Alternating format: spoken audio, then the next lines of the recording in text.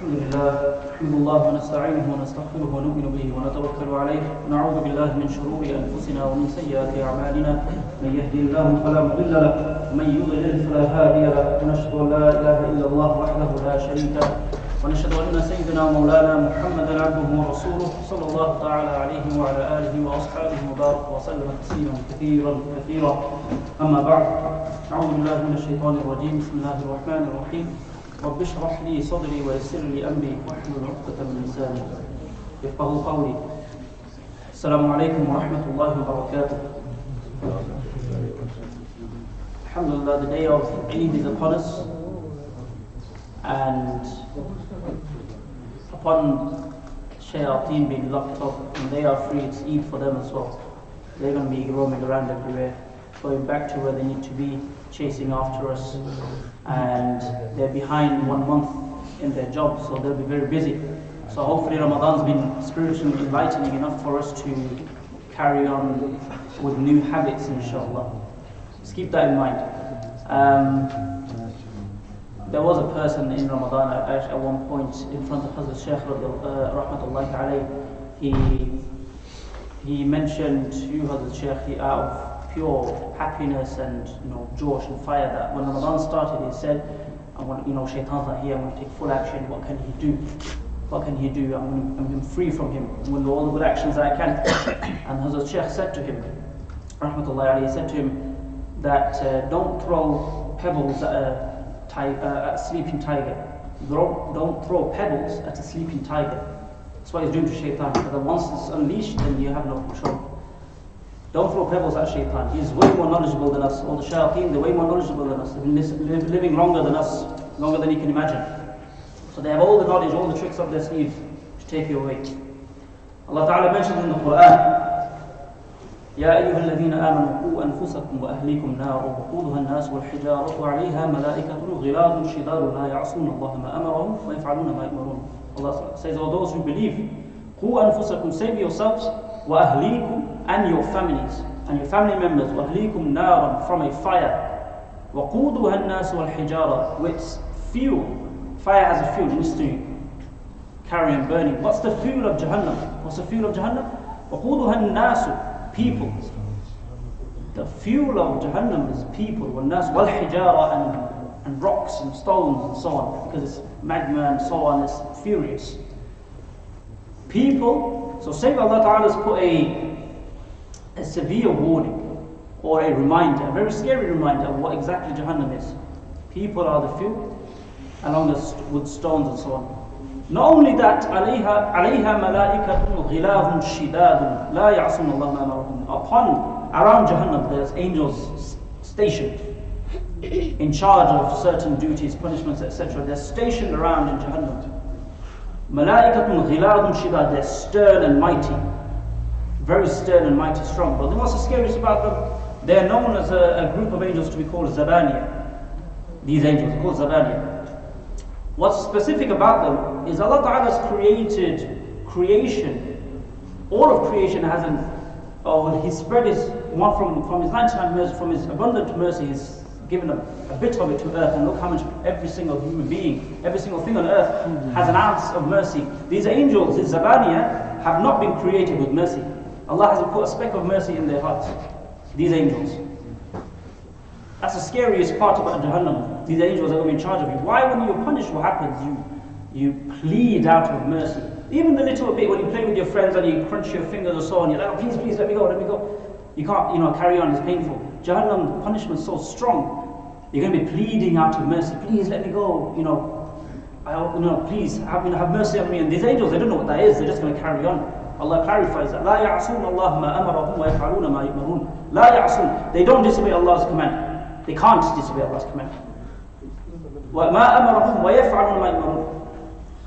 Whoever Allah has commanded them, these angels do. And the command is simple and straightforward in Jahannam, and that is punishment. Look how strong this reminder is to save ourselves and your family members. This sort of warning is seldom seen in the Quran. In fact, this verse is probably one of the strongest ones. Seldom do you see this kind of verse in the Quran, where Allah Ta'ala has given you such a scary reminder. about the angels and how they are. There's no mercy. This verse about the angels themselves, there's a lack of mercy in there. No mercy in these angels. So keep that in mind. Keep when you're saving yourself. Ramadan was an easy catch to save yourself. The last 10 days we save yourself from Jahannam, saving yourself from the fire. Ramadan is the opportunity. It's the easiest opportunity to save ourselves. But nonetheless, does not mean Allah's mercy is always ever present. Allah is always open to forgiveness whenever. You never miss a chance of an opportunity to save yourself and ask for forgiveness in this world. On the day of judgment, when we all pass away eternally, the main crux of our message is one verse. And that is, our main aim is to save ourselves in the hereafter. Our main aim is the hereafter. That's our abundant aim. And we know the trials of the hereafter. This world is troublesome, it's difficult. But don't get me wrong, the hereafter is even more scary. On the day of judgment and onward is absolutely frightening. Why is it frightening exactly? One quality, so many things happen, don't get me wrong. So many things happen, but there's one quality that makes it really frightening.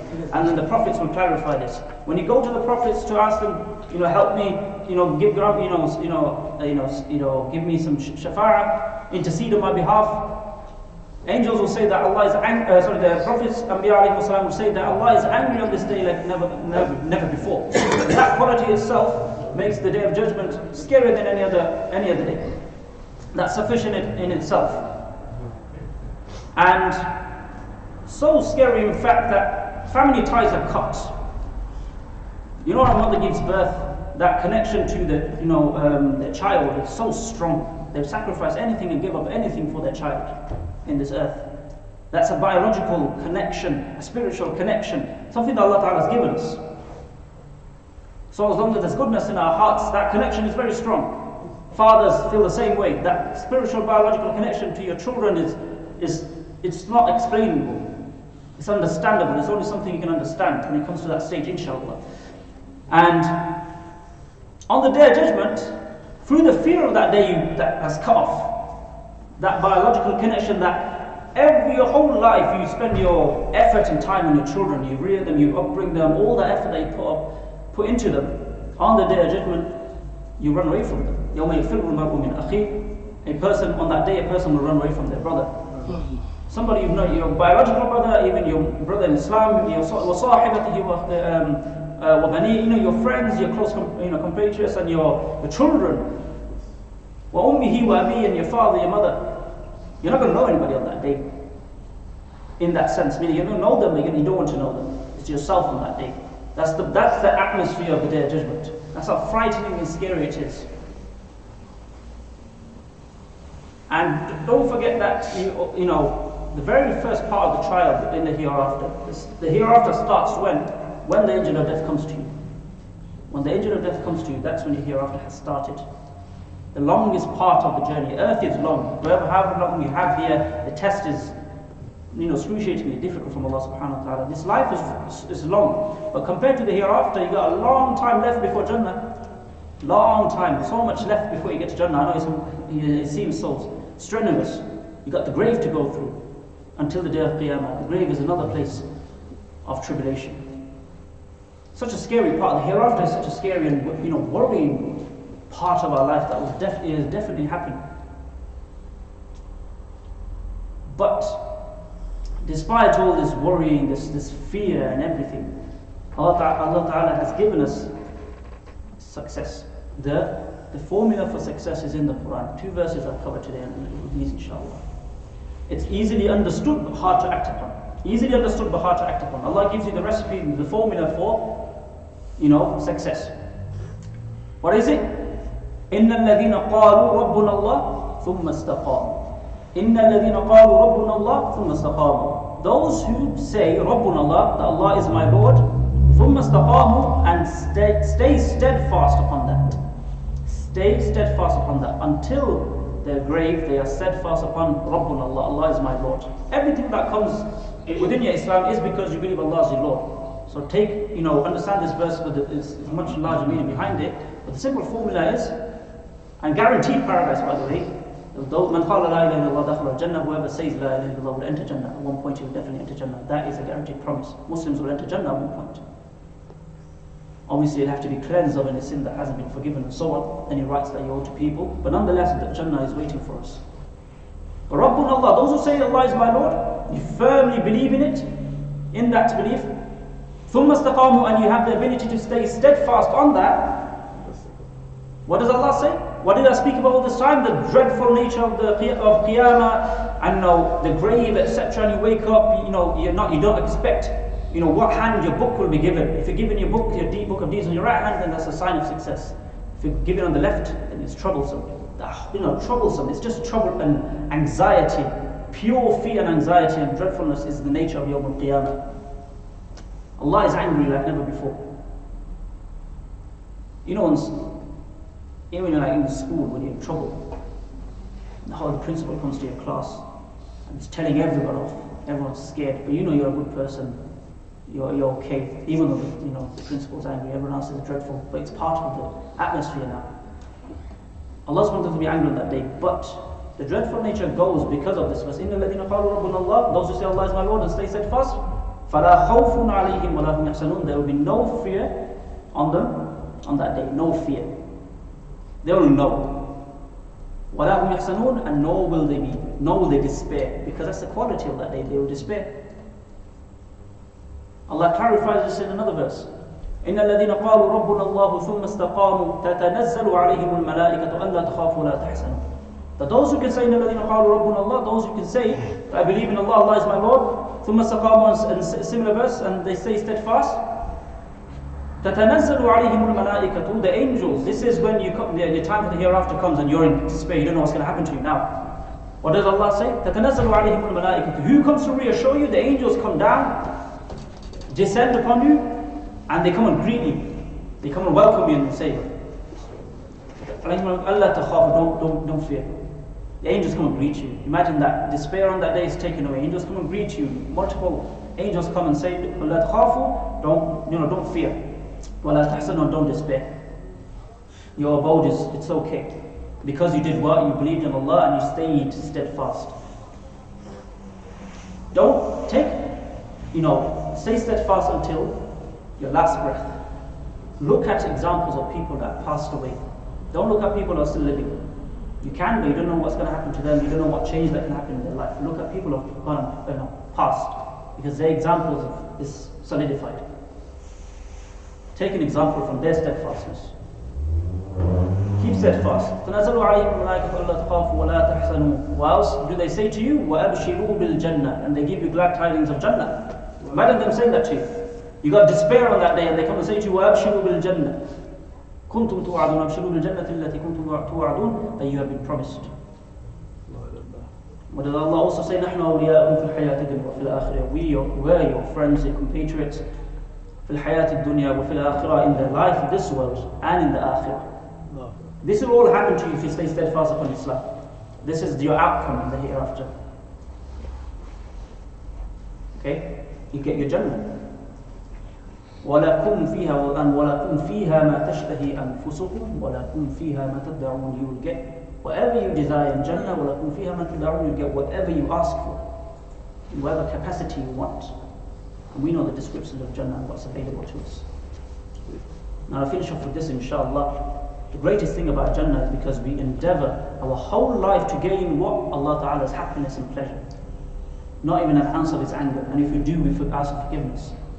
That's our whole endeavor in our life, is to gain Allah Ta'ala's happiness. What's the best thing about Jannah? Not the houses and the mansions and the palaces that you're going to have. Not the abundance of food that you're going to eat and never get full. Not, the trees that are going to be there because of your subhanallah. Not the amazing vast lands that you're going to have. Not the flying horses, whatever you wish for in this world. Anything that you have in this world, nothing is better than what Allah subhanahu wa ta'ala is saying to us, that I am pleased with you, I'll never be angry with you. Subhanallah. Nothing is better than that in Jannah. Because you can work, Allah is happy with you. What can be better than that? Nothing better than that. That's why, because Allah will descend upon all the mu'mineen on Yawm al-Jumu'ah in Jannah and say that to us. Allah will say to us, ask of me, what do you want? And also we ask for your rida, your happiness, and Allah will say, it's because of my happiness that you're here. There's no anger on that. Allah is never angry with you in Jannah. That's the best thing about Jannah. And after that is whatever you want, inshallah. Allah Ta'ala grants us the ability to remain steadfast upon Islam. It's very difficult nowadays, so many tribulations and fitna, some different types of everything coming our way, especially with our youth. Very difficult to make them understand the value of Islam. It's one of the endeavors that we must take, and really make us understand the value of istiqamah, because anything can happen in our lifespan which takes us away from Islam. So really make dua. Whenever you make dua for istiqamah. Okay, make dua for istiqamah. You say, Ya muqallib al-qulub, thabbit qulubana ala dinik. This one dua you make, oh changer of hearts, make us steadfast. Thabbit qulubana, keep our hearts steadfast على دينك, on your religion, وعلى طاعتك, upon your worship. الحمد لله رب العالمين. تكتب دعاء إن شاء الله. الحمد لله رب العالمين. اللهم صل على سيدنا مولانا محمد وعلى آله وأصحابه وسلم. ربنا تقبل منا قيامنا وصيامنا وركوعنا وسجودنا وتلاوتنا. ربنا ظلمنا انفسنا وان لم تغفر لنا وترحمنا لنكونن من الخاسرين. اللهم انك عفو كريم وتحب العفو فاعف عنا. يا مقلب القلوب ثبت قلوبنا على دينك. يا مقلب القلوب ثبت قلوبنا على طاعتك. اللهم انا نسالك من خير ما سالك منه نبيك محمد صلى الله عليه وسلم، ونعوذ بك من شر ما استعاذ منه نبيك محمد صلى الله عليه وسلم، وانت المستعان وعليك البلاغ، لا حول ولا قوه الا بالله. اللهم احفظ الحرمين الشريفين والمسجد الاقصى المبارك. اللهم انجِ المسجد الاقصى المبارك. اللهم انجِ المستضعفين في كل مكان. اللهم انجِ المستضعفين من المؤمنين. وصلى الله تعالى على خير خلقه محمد واله واصحابه اجمعين برحمتك يا ارحم الراحمين. السلام عليكم ورحمه الله وبركاته.